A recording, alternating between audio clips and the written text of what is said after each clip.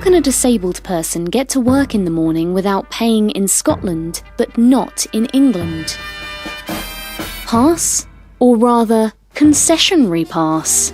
My name's Fern Lulham. I'm registered blind, I live in East Sussex, and I've got a concessionary bus pass.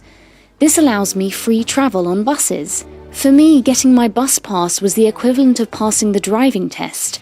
Freedom to get wherever I need to get, whenever I need to get there. Or so you would think, unless you happen to live in certain English counties, including East Sussex. The English National Concessionary Travel Scheme was introduced in 2008 and allows free bus travel for disabled people. It is administered by travel concession authorities, in other words, county councils, London boroughs, unitary authorities and passenger transport executives. The scheme is a huge benefit to many disabled people like me. Not just on a practical level, but it is also mentally and emotionally liberating and acknowledges our value as members of the community. Personally, I can use my bus pass to get to the local shops at the weekend. I can go to meet my friends in the town in the evenings, and I can visit places of interest throughout East Sussex. This is wonderful, and it increases both my own and my friends' expectations of my ability to be independent. But there is one place I cannot use my bus pass to get to, and it is the one place I need it for the most. My job starts at 8:30 a.m, meaning I need to catch a bus at about 7:45 a.m. What I didn't mention earlier is that the English National Concessionary Travel Scheme only allows free travel at off-peak times. That's after 9:30 a.m, Monday to Friday.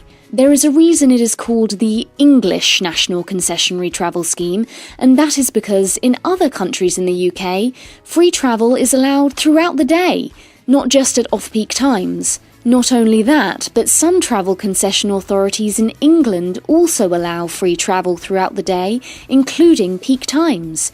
For example, Transport for London recognises that disabled people have jobs and busy lives and should be allowed to access buses free of charge at all times. So we have the legendary postcode lottery situation, where disabled people are in the hands of their local travel concession authority, and it could mean the difference between holding down a job or not.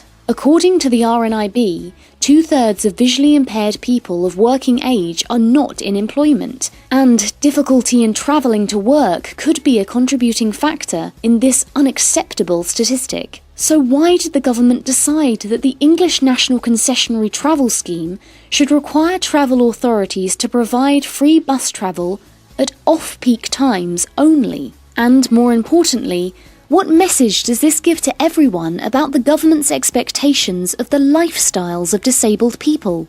The clear implication is that disabled people have no reason to be using public transport before 9:30 a.m, when everyone else is rushing off to work. By definition, this assumes that they are not employed, perpetuating a misinformed stereotype.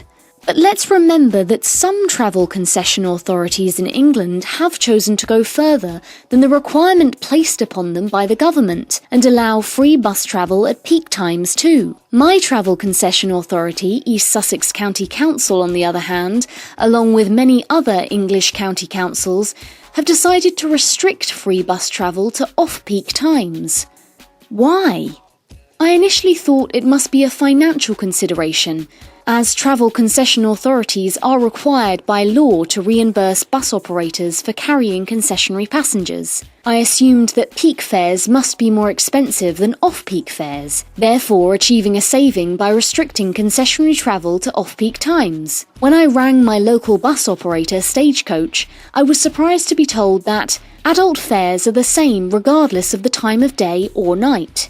So if the cost of travel is no more at peak times, perhaps this is not a financial issue. Are disabled people restricted to off-peak bus travel due to overcrowding on buses at peak times? This does not seem to be a logical reason either, as there are no restrictions later on in the day when people are coming home from work. And in any case, why should disabled bus pass holders have any less right to be on buses at peak times in the morning than anyone else? I spoke to my local county councillor, Judy Rogers, about the situation, and she said, "I am absolutely horrified to learn that your bus pass does not allow access to buses at peak times."